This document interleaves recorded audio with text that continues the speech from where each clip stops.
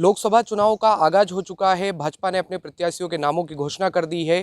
कांग्रेस की भी लिस्ट जल्द ही जारी होने वाली है। ऐसे में रतलाम झाबुआ संसदीय क्षेत्र से बाप पार्टी के द्वारा भी अपना उम्मीदवार घोषित कर दिया गया है।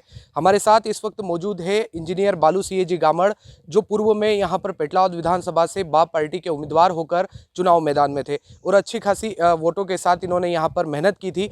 हमारे साथ इस वक्त मौजूद है बालू सिंह जी गामड़। सर, बहुत स्वागत है आपका सीबी लाइव पर। सीबी लाइव को बहुत बहुत धन्यवाद। लोकसभा चुनाव में आपको बाप पार्टी ने उम्मीदवार बनाकर एक बार मैदान में फिर उतारा है। विधानसभा चुनाव में भी आपने काफ़ी मेहनत की थी, टक्कर देने का काम किया था। कहीं ना कहीं एक बार फिर लोकसभा चुनाव में आप मैदान में होंगे। जी बिल्कुल। देखिए, लोकसभा चुनाव बिल्कुल नज़दीक है और ऐसे में हमारे जो राष्ट्रीय कार्यकारिणी और प्रदेश स्तरीय कार्यकारिणी और सबसे महत्वपूर्ण जो बातें हैं वो है हमारी जाजम, यानी कि आम राय सिलेक्शन प्रणाली जो है वो मैं आपको बता दूं कि संवैधानिक रूप से अगर बात करें या देश की ऐसी कोई पार्टी नहीं है जो हमारे प्रत्याशी को चुनने का अधिकार जनता को देती हो।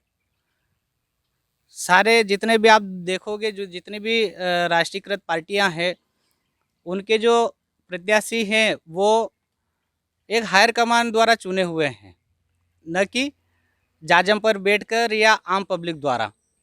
और भारत आदिवासी पार्टी का अपना अलग चुनाव करने का तरीका है। एक जाजम पर बैठकर सर्वसहमति से जिसके ऊपर सहमति बनती है उसी को नाम उसी का नाम आगे किया जाता है।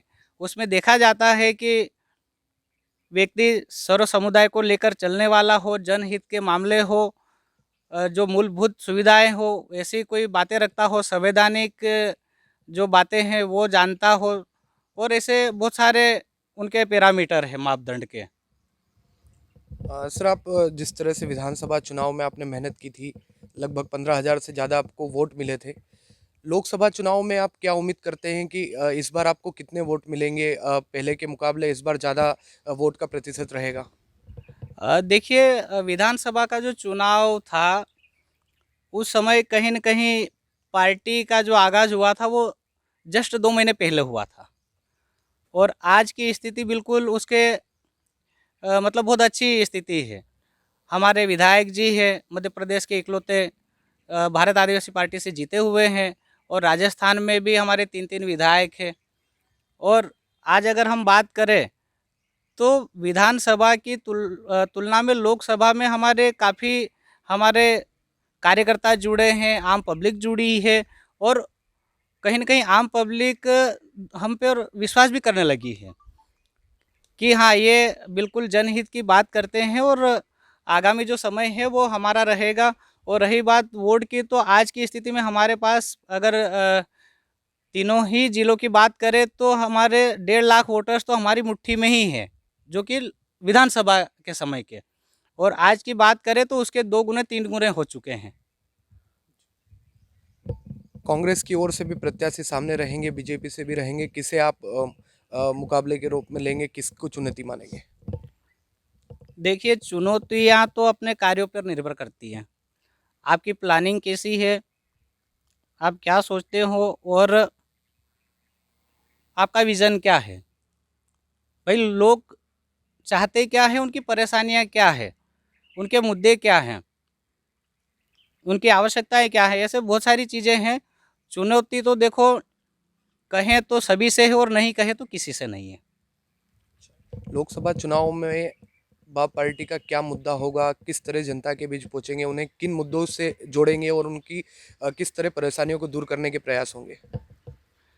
देखिए, बीएपी के मुद्दे बिल्कुल सरल और सटीक और जो जनहित के मुद्दे हैं, स्वास्थ्य सेवाएं बेहतर हो, शिक्षा के प्रति जन जागरण हो, जागरूकता हो, मूलभूत सुविधाओं की बात करें तो जल है, आवागमन के लिए रोड की व्यवस्थाएं हैं, उसके अलावा भी छोटी-छोटी बहुत सारी परेशानियां हैं, जो हमारे गांव में देखने को अक्सरत देखने को मिलती ही है।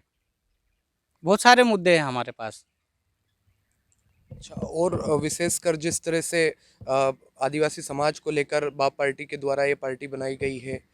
विशेषकर आदिवासियों के लिए ऐसे कौन से कार्य किए जाएंगे अगर आपको जनता मौका देती है तो? देखिए, पलायन का मुद्दा बहुत बड़ा हमारे यहाँ पे। आप देखोगे तो जब कोरोना काल था तो हमारे कई लोग ऐसे, मतलब आप उसकी परिकल्पना करने जाओगे तो आपकी आंखों से आंसू बहने लग जाएंगे। कई लोग नंगे पाँव मारे थे और उनके पाँव में छाले पड़ गए, किसी के खून निकल रहा था, कोई कैसे आ रहा था। मतलब वो ऐसा समय विकराल कह सकते हैं, विकट था, जो एक पार्टिकुलर समाज के लिए नहीं, वो सभी के लिए घातक था। और पलायन और बेरोजगारी जैसे हमारे गंभीर मुद्दे हैं। हम लोग पलायन को कैसे रोके, बेरोजगारों को कैसे हम रोजगार दें, ऐसे हमारे पास बहुत सारे प्लान हैं, हमारे पास योजनाएं हैं। हम स्थानीय स्तर पे बहुत कुछ काम करना चाहते हैं ताकि हमारे आसपास के जो ज़िले हैं, या झाबुआ की बात करें, रतलाम की बात करें, अलीराजपुर के ही इन ज़िलों में सबसे ज़्यादा पलायन करने वाले लोग हैं। तो उनके लिए हम स्थानीय स्तर पर क्या बेहतर व्यवस्थाएं कर पाएँ, वो हमारे लिए एक चुनौती है। अच्छा, हर बार एक ही सवाल रहता है कि आपने नौकरी क्यों छोड़ी? शासकीय सेवा को छोड़कर आप राजनीति में आए हैं। देखिए, शासकीय सेवा का भी मेरा काफ़ी अच्छा अनुभव है। अब उसमें भी ऐसा है कि मेरा कहीं न कहीं जनहितैषी जो मुद्दे रहते थे, मैं शासकीय सेवक के रूप में भी करते आया था। शिक्षा और स्वास्थ्य के लिए मैं काम कर ही रहा था। उस दौरान कई बार जनप्रतिनिधियों द्वारा मुझे प्रताड़ित किया गया। यानी कि 13 साल की नौकरी में लगभग मेरे 18 से 19 ट्रांसफ़र हुए। मैं वैसे ही सेकेंड क्लास ऑफिसर, मतलब लगभग सेकेंड क्लास नौकरी छोड़ के आना नहीं चाहता था। आज की बात करें तो मेरे 96,000 रुपये वेतन रहता मेरा। पर जो प्रताड़नाएँ जनप्रतिनिधियों के द्वारा दी गई, वो मतलब मुझे लगता है कि बहुत बेकार थी। हम भारत देश में रह रहे हैं, धर्मनिरपेक्ष इस राष्ट्र में सभी को अपने मूल अधिकार हैं, काम करने के तरीके हैं। अगर सर्व समाज की बात करें या लोकहित की बात करें तो अगर मानव के काम नहीं आएगा, अगर मानवीय संवेदनाएं हमारे साथ नहीं रहेगी तो फिर हम किस काम के?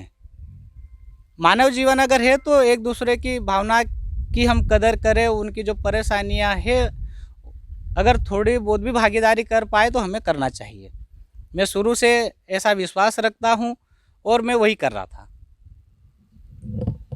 आपने सुना, ये थे बाप पार्टी के रतलाम झाबुआ संसदीय क्षेत्र से जो उम्मीदवार रहेंगे, बालू सिंह जी गामड़।